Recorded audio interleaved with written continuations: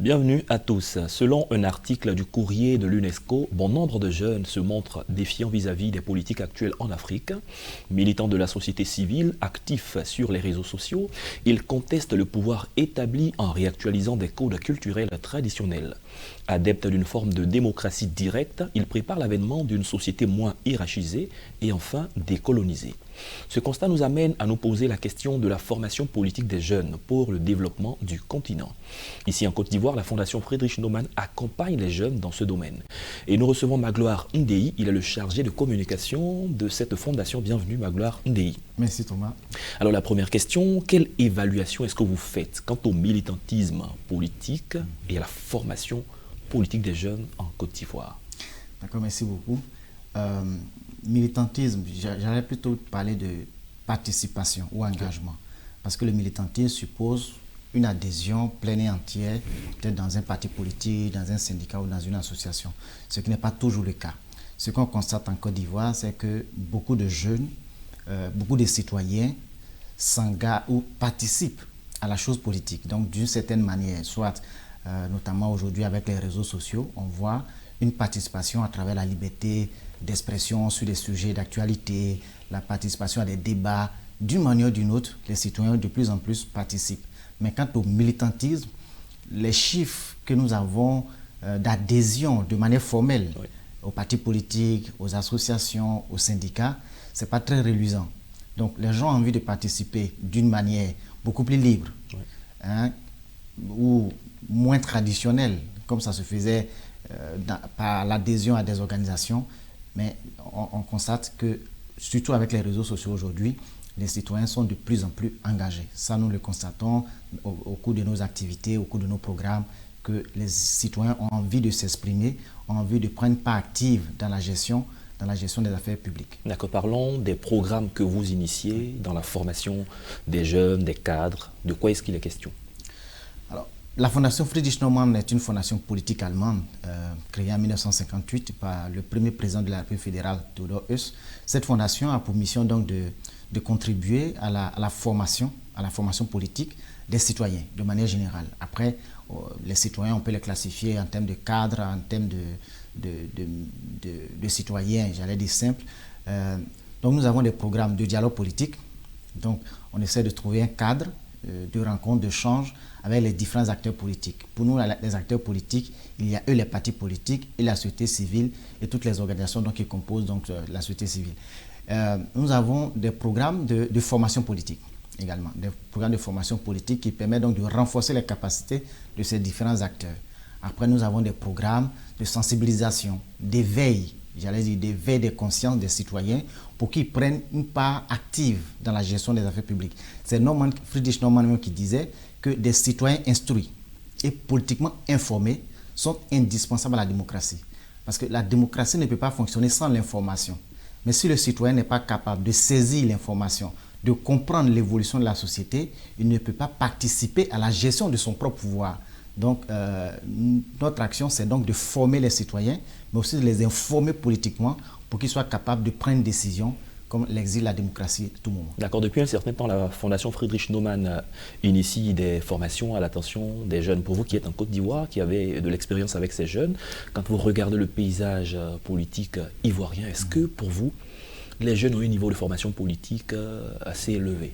Ou du moins, qu'est-ce que vous pensez? Oui, bon, il faut dire que l'expérience est encore récente. L'expérience est encore récente.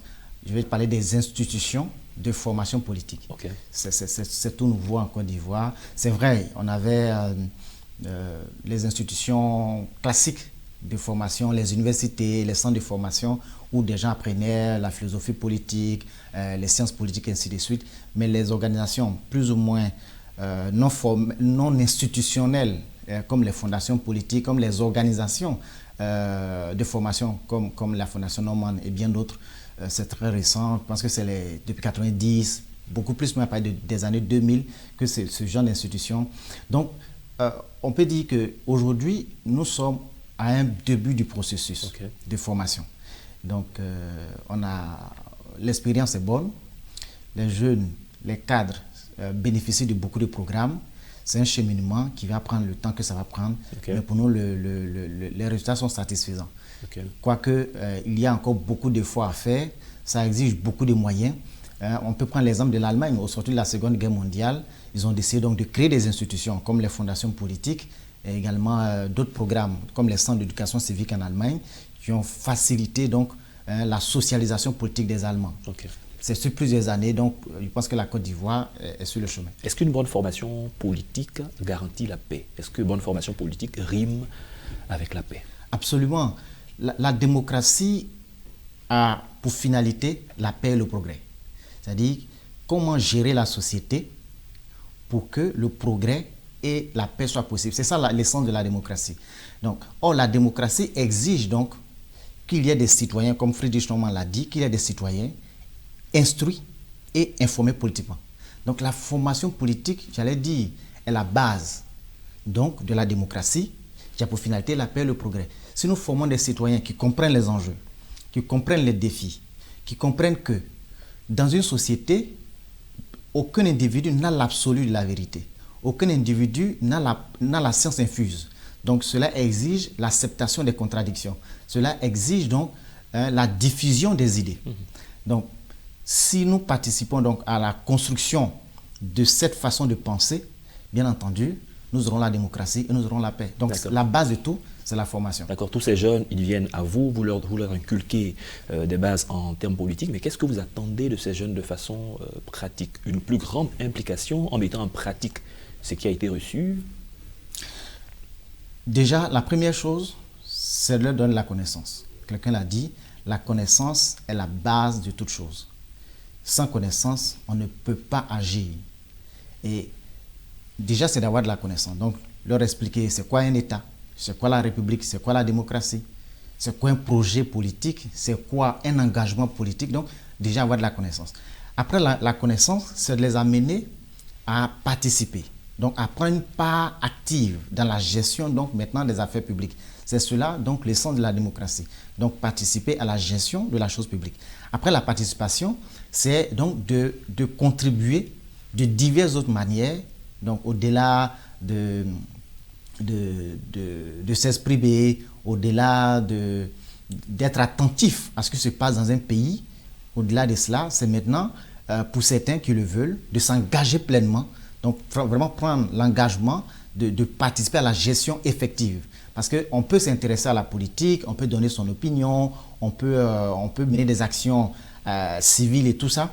Après, certains peuvent décider de s'engager pleinement dans la gestion, comme député, comme maire, ainsi de suite, ainsi de suite. Donc, pour nous, toute notre action sont la connaissance, la participation et l'engagement plein et entier dans la gestion des affaires publiques. D'accord. Nous sommes en Afrique de l'Ouest et il y a beaucoup d'élections présidentielles qui se tiennent dans cette période jusqu'à la fin de l'année 2020. Comment apprécier un projet d'un candidat, un programme de société, quand un candidat vient voir des jeunes, voir des électeurs et leur propose ce qu'il entend faire? Comment voir la pertinence qu'il y a dedans pour faire un choix, selon vous? Alors, un projet politique, comme on l'appelle souvent, un projet de société. Donc, c'est une projection de la vision qu'on a d'une société. Donc, on écoute le candidat qui dit « Voici ma vision de la Côte d'Ivoire ou du Sénégal ou de la Guinée pour les 5 ans ou les 10 années à venir. » Donc, dans cette projection, c'est rechercher la cohérence entre la projection qu'on fait et les valeurs que nous portons. Est-ce que la projection que je fais et le candidat ou l'homme politique incarne lui-même ses valeurs? Si vous voulez une société de progrès, une société de liberté, est-ce que cet individu lui-même, il croit dans les valeurs de progrès? Est-ce qu'il croit dans les valeurs de liberté? Est-ce qu'il accepte la contradiction? Est-ce qu'il accepte que la société soit diverse? Si lui-même n'incarne pas ça, déjà ça pose problème. Après, c'est de regarder maintenant la cohérence, donc avec sa personne, avec ses idées, ses valeurs qu'il porte, mais aussi la cohérence des idées qu'il porte comme proposition. Quelle est la pertinence des idées, des propositions, projets qui proposent aux citoyens? Okay.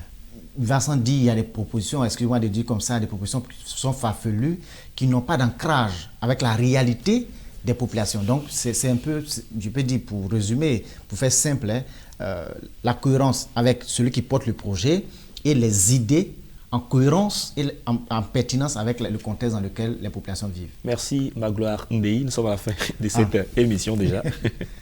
C'est la fin de cette émission. Je rappelle que vous êtes le chargé de communication de la Fondation Friedrich Naumann. Et avec vous, nous avons parlé de formation politique des jeunes. Merci d'avoir accepté notre invitation. C'est moi qui vous remercie.